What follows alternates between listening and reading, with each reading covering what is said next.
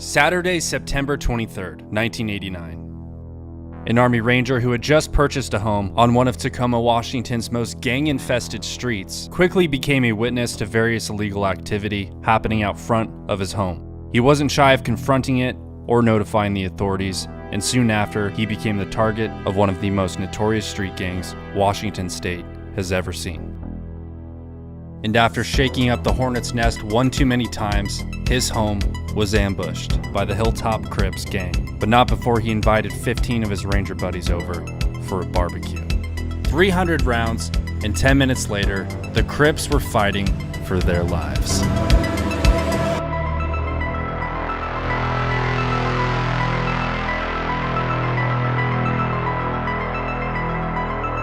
In 1989, the neighborhood of Ash Street in Tacoma, Washington was an open-air drug market. There were several hotspots and almost every house on the block was an active and thriving trap house. These gang infestations in the 1980s, born from the crack epidemic, flooded the streets and created an economic downturn that defined the decade. You might remember President Ronald Reagan declaring the war on drugs, or his first lady who was just like, just say no, oh my god. That was this time. Tacoma was Washington State's ground zero of gang activity, and by the summer of 1989, it had grown blatant, middle of the day type shit, like selling crack to the ice cream man type shit. And this was all fueled by an influx of gang members moving in from California. Tacoma police had experienced nothing like it before and were really struggling to get it under control, oftentimes not even knowing how to respond to it. Ash Street neighbors consistently called police and called 911 repeatedly and got nowhere. The typical response from police at the time was very mild. Community-oriented policing was a new thing, such as taking bullshit calls and pretending like it's not bullshit. Yes, ma'am. I know you can't sleep when the dogs are barking. But community policing was still viewed with suspicion by veteran cops who came up in the 60s and preferred the old ways, like smacking people in the head with their portable radios. At the time, Tacoma Police Chief Ray Fatelin pushed these new community policing programs so far that the Hilltop Crip Gang rose to power. When the OGs from Wood claimed HTC, when we mounted up in the streets 200 deep, when the park rangers had a shootout with cats from Ashland, when the Ashleys connected with them Hilltop niggas, had a shootout and chased out some Cali niggas. Staff Sergeant William Folk of the 2nd Ranger Battalion 75th Ranger Regiment purchased his home on Ash Street in hopes that the neighborhood would soon turn around. To protect that investment, he was determined to help push the drugs and gangs out by any means necessary. Which may seem crazy to most people, but Staff Sergeant Folk was not most people. He was an elite operator who at a moment's notice could hit hard and smash fucking everything. You know, Ranger shit. But violence was the last thing the Staff Sergeant wanted, and he remained optimistic.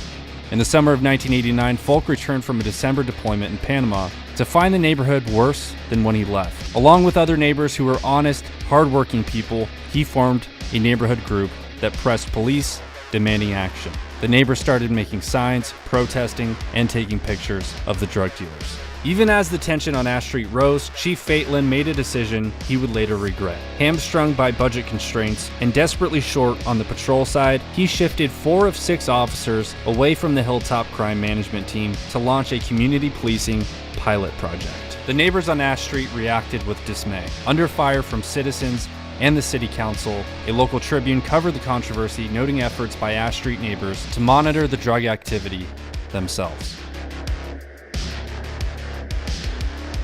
After the News Tribune piece, drug traffic on Ash Street slowed, but only so much. Staff Sergeant Folk was used to seeing more than 100 cars pass through his block on any given day, and after the story appeared, it was down to 20 cars. Folk decided to install a video camera in his upstairs window to record the traffic. He organized a neighborhood barbecue as a show of public unity set for 3 p.m. Saturday, September 23rd. He invited neighbors, friends, Ranger buddies, and thought nothing more of it. The day of the barbecue, a group of Hilltop Crip gangbangers acknowledged Folk outside of his residence and gave him the gun finger. It came from a car full of Crips. Driving by his house, the index finger pointed, thumb up, a little flip of the hand, and the mouthed words, boom, boom.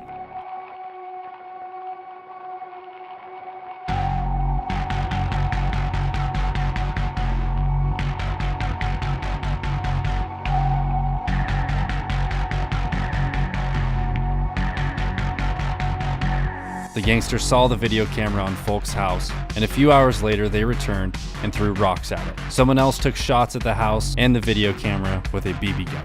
Folk and a few ranger buddies then walked across the street to confront the out-of-shape, chain-smoking gangbangers who think they're hard. Folk told them to stop throwing things at his home and the neighbors' homes, to stop shooting BBs, and to instead turn their lives around and find better ways. The gangbangers warned him to take the camera out of his window. The gangbangers suggested the staff sergeant didn't know who he was dealing with. The staff sergeant suggested the gangbangers didn't know who they were dealing with. They then told him, "Your history, bitch," and told him they were going to burn his house down and light him up as soon as the sun goes down. Folk decided to walk away, and before he returned to his home, he overheard one of the Crips stating, "I'm gonna shoot that army son of a bitch." Folk then walked inside his house. He picked up his telephone, called some more of his ranger buddies from the 2nd Ranger Battalion, and invited them over for a barbecue, suggesting it wouldn't hurt if they came armed. Translation, bring your own bullets. "Hey guys, let's have a barbecue." "Okay, well yeah, what are we gonna smoke?" "Just some Crips."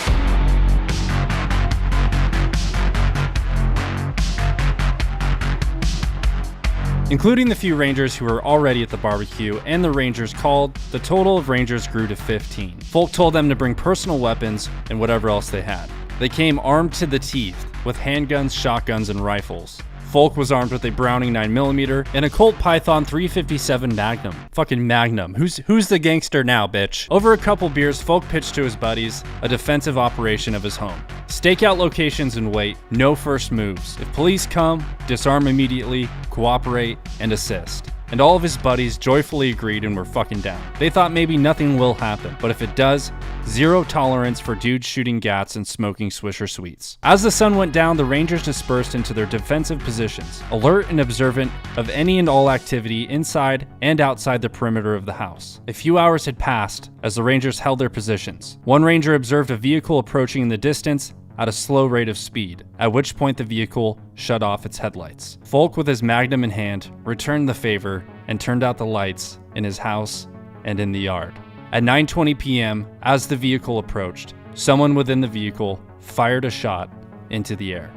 The house was now taking fire from the rear, where, according to police reports, small caliber automatic gunfire was heard. The Rangers opened a shit ton of fire, but so did the Hilltop Crips. One of the Rangers, William Edwards, was posted on the front porch. When the shooting started, he hit the ground as a bullet slammed into the wall beside him. He and other Rangers returned fire, seeing figures running amongst parked cars on the other side of the street. Ranger Russell Nolte, posted in the backyard, crawled forward as a shot hit the back of the house 3 feet over his head. Ranger Burr Settles was posted upstairs by the infamous controversial fucking video camera as a shot came through the window. The bullet grazed his head and he received multiple lacerations on his face from the shattered glass.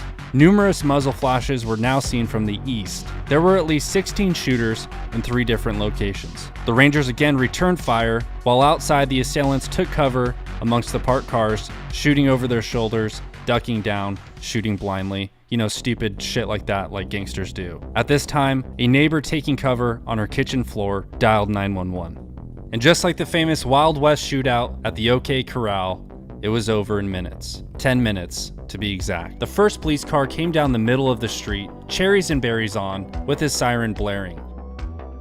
The Rangers dropped their weapons, but as that first patrol car arrived on scene, one of the Hilltop Crip gang members popped a round off, sending the patrol car reversing out of the scene so quickly, smoke was seen coming from the rear tires. Officers in the car reported hearing 50 to 60 shots in less than 1 minute. Shortly after, more cops pulled into the block, and the gangbangers ran.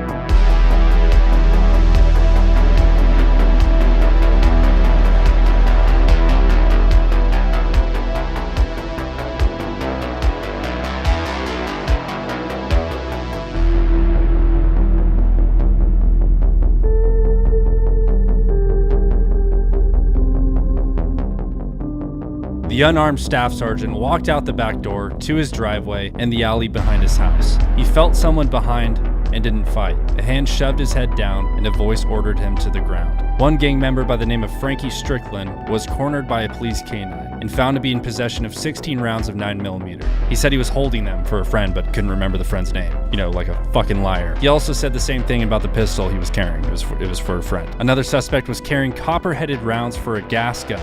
Once the situation was under control and the officers learned about the Rangers' defensive operation, the responding sergeant of the Tacoma Police Department wasn't too happy about it. He lectured Folk and the other Rangers for not calling the police for assistance until shots were fired,